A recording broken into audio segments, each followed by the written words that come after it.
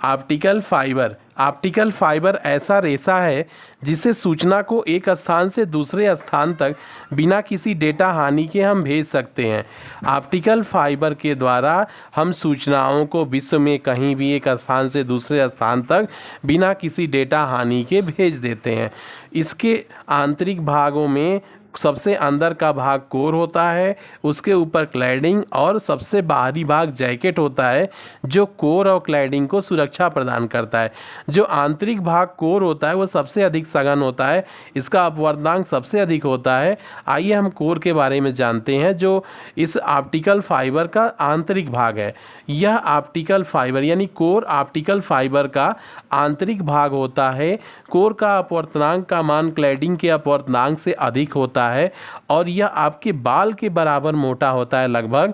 इसका व्यास 6 से 250 यानी 6 से 250 माइक्रोमीटर तक होता है और 1 माइक्रोमीटर में कितना मीटर हो जाएगा? 10⁻⁻⁶ मीटर होता है।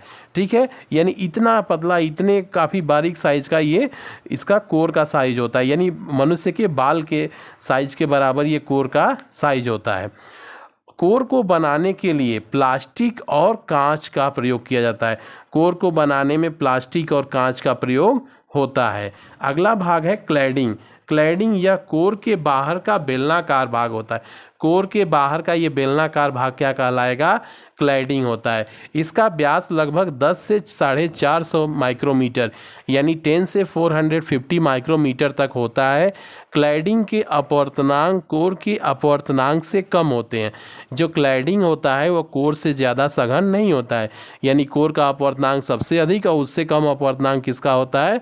क्लैडिंग का, यानी इसकी सघनता कोर से, क्लैडिंग की सघनता कोर से कम होती है। क्लैडिंग कांच और प्लास्टिक का बना होता है। यह कोर की तरह ही क्लैडिंग भी कांच और प्लास्टिक का बना होता है। जैकेट का काम क्या है? इस कोर और क्लैडिंग को सुरक्षा प्रदान करना।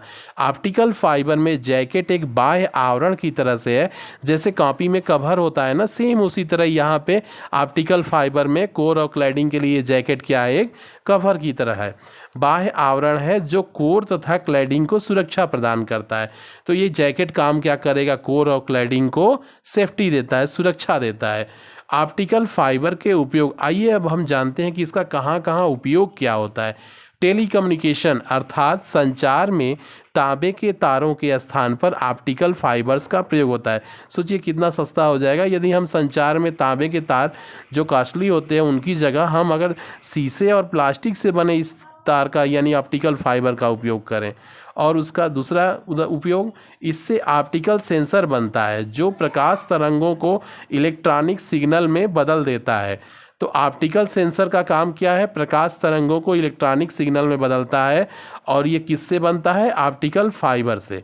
फिर तीसरा उपयोग क्या है? नेटवर्किंग अर्थात कंप्यूटरों में को आपस में जोड़ने तथा सूचना प्रसारण में भी इसका उपयोग किया जाता है।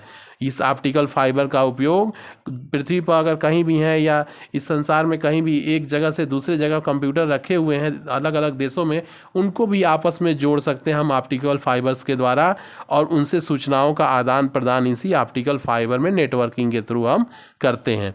ऑप्टिकल फाइबर को पेट में डालकर उसमें हम देख सकते हैं तथा पथरी के ऑपरेशन में लेज़र बीम ऑप्टिकल फाइबर की सहायता से ही शरीर में प्रवेश करती है। इस तरह से ये कांच और प्लास्टिक का बना ऑप्टिकल फाइबर हमारे लिए इतना उपयोगी है क्योंकि हम इसका टेलीकम्युनिकेशन सेक्टर में या फिर सेंसर बनाने में, नेटवर्किंग सेक्टर में, यहाँ तक कि मानव हित के लिए यानी मानव के शरीर में अगर पथरी हो जाए तो उसके ऑपरेशन में भी इस ऑप्टिकल फाइबर्स के उपयोग होते हैं। और ऑप्टिकल फाइबर है क्या? किससे बना है? ये कांच और प्लास्टिक से बना होता है और एक ऐसा रेशा है जो सूचना को एक स्थान से दूसरे स्थान तक बिना डेटा हानि के भेज सकता है। इसके मुख्य भागों में सबसे आंतरिक भाग कोर होता है जिसका सघनता सबसे अधिक होती है, उससे बाहरी भाग क्लैडिंग, और इस कोर और क्लैडिंग का सुरक्षा कौन करता है? जैकेट।